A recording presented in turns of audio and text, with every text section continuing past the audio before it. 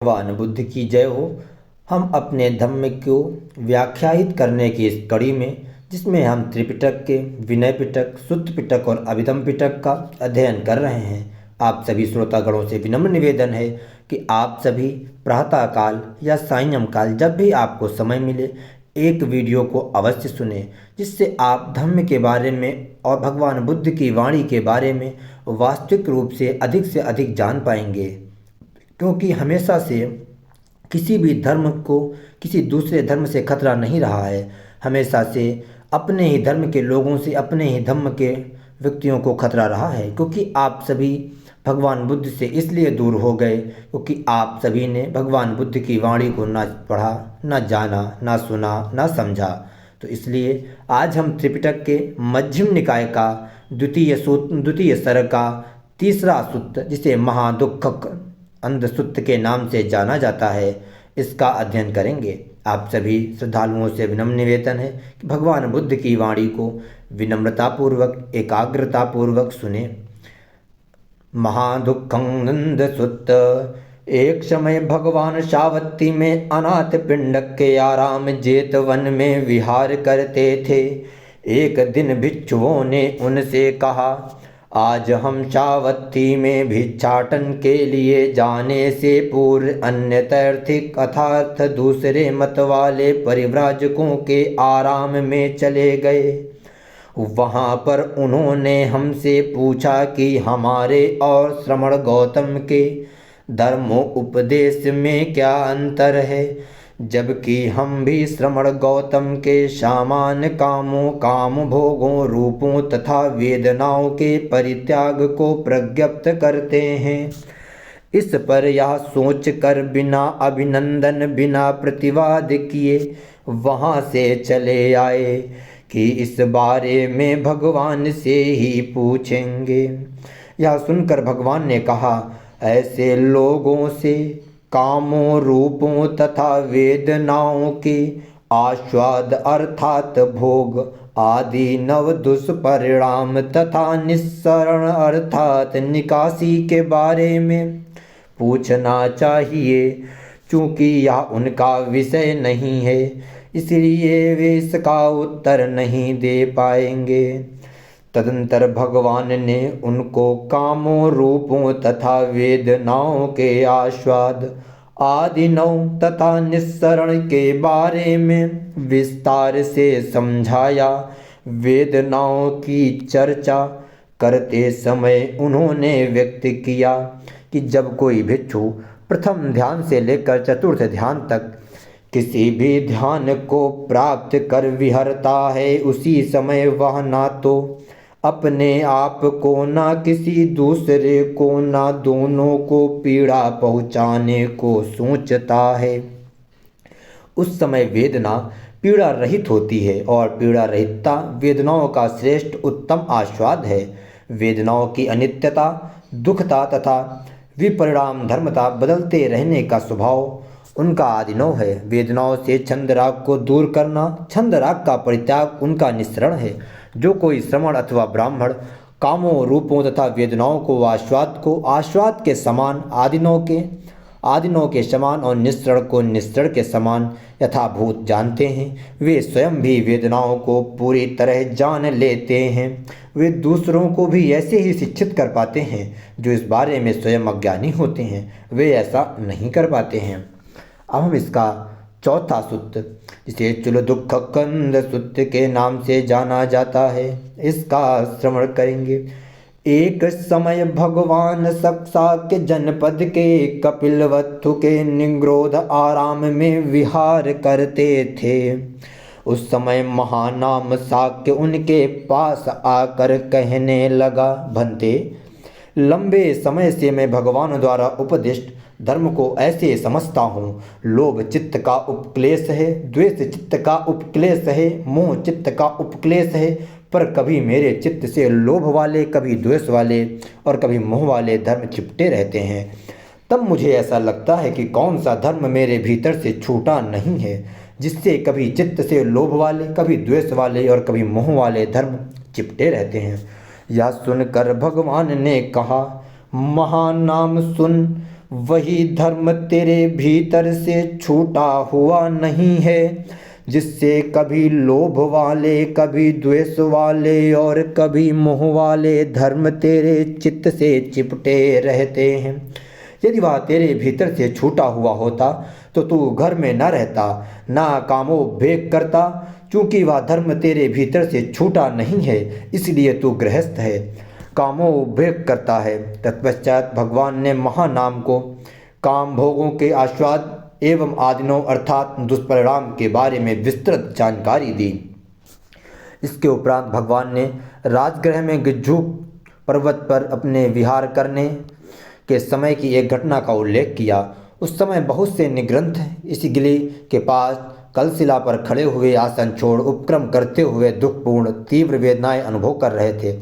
भगवान द्वारा यह पूछे जाने पर कि वे ऐसा क्यों कर रहे हैं, उन्होंने कहा कि निगंठनाथ पुत्र सर्वज्ञ है और उनका यह कथन है, पहले के किए हुए दुष्कर्मों की निर्जरा इस कठोर तपस्या से करो, और जो इस समय यहाँ काया वाणी और मन का श्रमण है उससे भविष्य के दुष्कर्मों से बचो।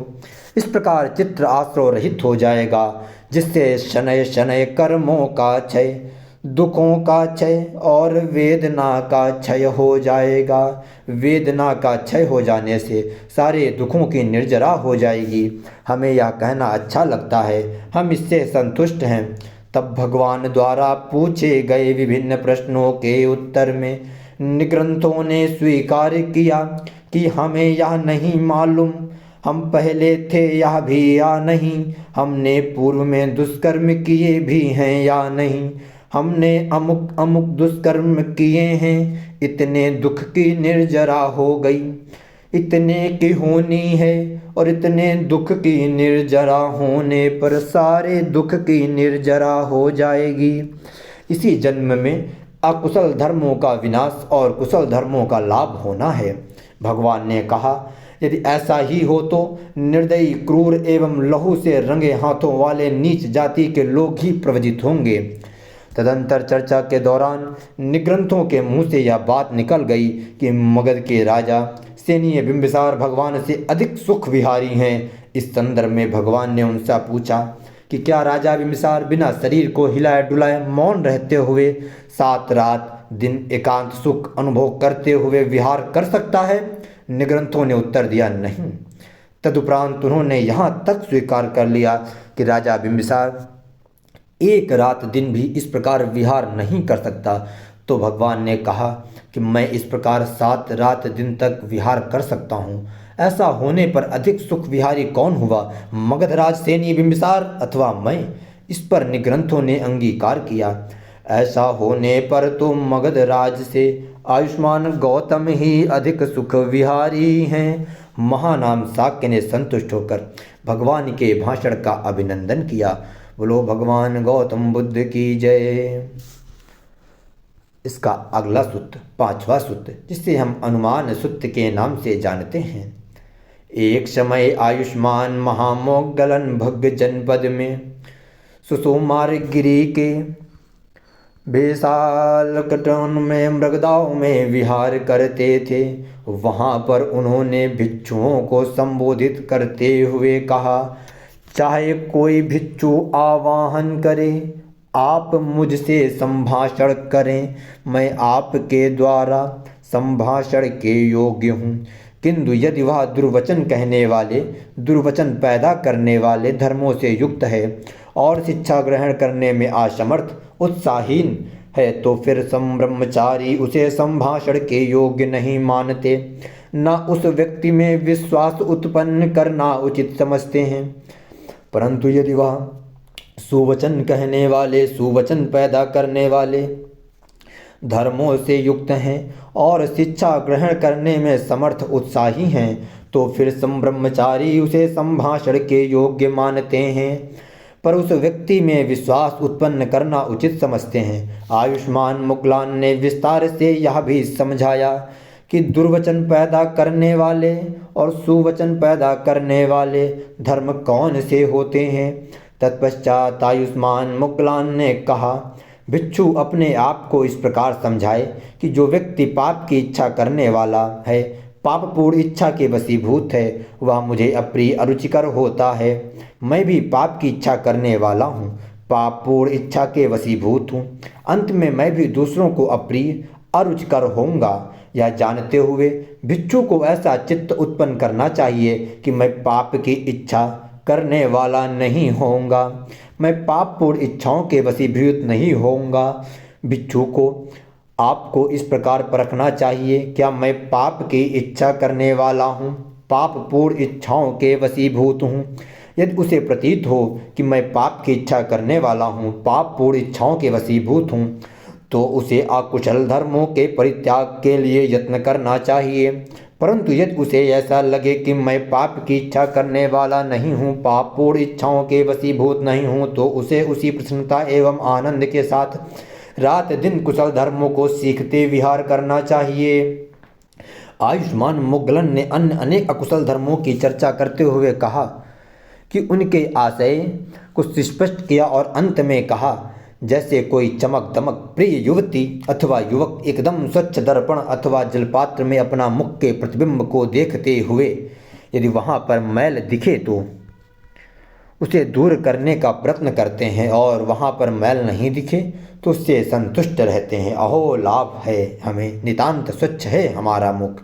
ऐसे ही यदि भिक्षु अपने परख करते समय अपने आप में अकुशल धर्मों को अविनष्ट पाए तो उसे इनके विनाश के लिए यत्न करना चाहिए। परंतु यदि वह इसमें विनष्ट ना पाए तो उसे प्रसन्नता एवं आनंद के साथ रात दिन कुशल धर्मों को सीखते विहार करना चाहिए। इस प्रकार से आज हमारा यह 5वां सूत्र भी समाप्त हुआ। अगले वीडियो में या अगले दिन में हम इसका जो 6ठा सूत्र है उसका श्रवण करेंगे।